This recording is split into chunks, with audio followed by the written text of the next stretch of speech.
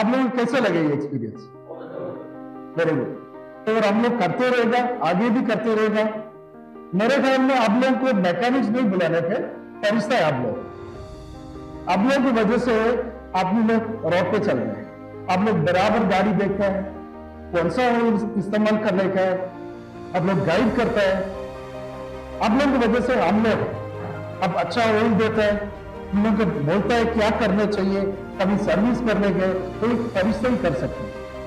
आप एक फरिश्ते का काम करते रहिए और हम लोग को सपोर्ट करते रहिए।